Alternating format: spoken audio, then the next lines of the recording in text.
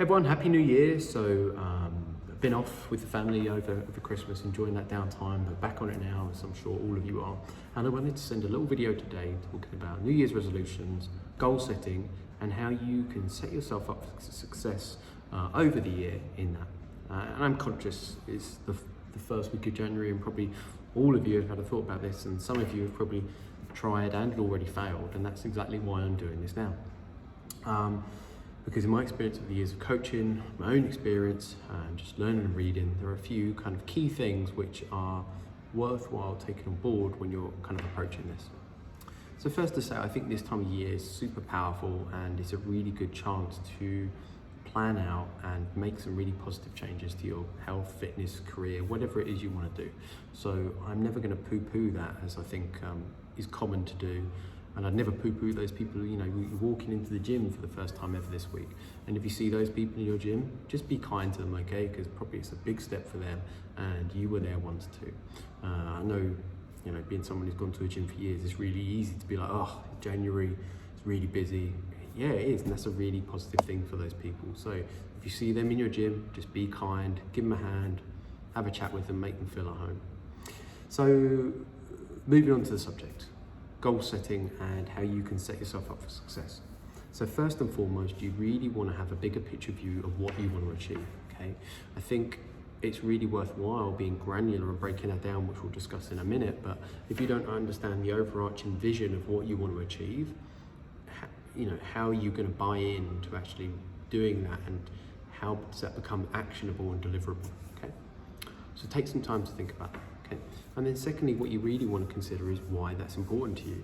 And with any why, there's always the initial why of like, okay, I want to lose fat to fit into my jeans, okay? But underneath that why, there's a deeper one, and underneath that, there's another one, all right? So there's quite a few layers to all these things. So you don't have to do this with anyone, but I would definitely encourage you to take some time to think about why you want to achieve what you want to achieve.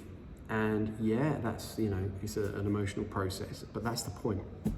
If you can tie what you want into the true why of what you want it, you're going to really buy into that, okay? And that emotion is going to give you a better chance of success in the situation. And then moving on to kind of three kind of things I see that people kind of set themselves up for failure in when it comes to goal setting. So first and foremost is being too non-specific and too big, too lofty. If the goal you are setting, if the action you want to improve, you don't feel like you can achieve it 9 out of 10 confidence, then you really need to step that back, okay? So I would really encourage you with looking at that bigger picture vision, right? This is what I want to achieve. This is why I want to achieve it.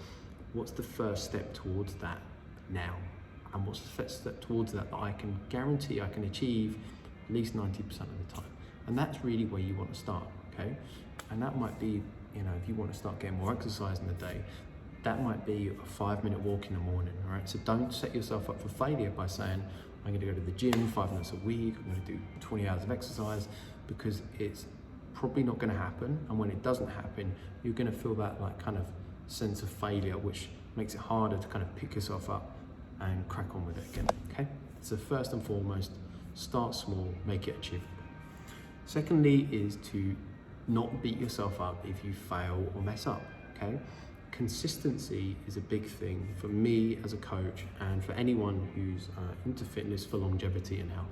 But consistency is not measured in a week, it's not measured in a month, it's measured in years, and it's measured over a lifetime, okay? So do not beat yourself up if you mess up, right? If you miss out one day, if you miss out 2 days, if you miss out 3 days, that doesn't mean you have to miss on the 4th day, okay? Failure is all part of the process, and the sooner you can accept that failure is not a negative, it's just a learning experience, the better chance you're going to have at ensuring long-term success in overcoming these goals and improving whatever you want to improve.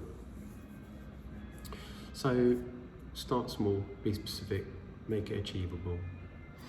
Secondly is to make sure that you don't beat yourself up for failure, okay?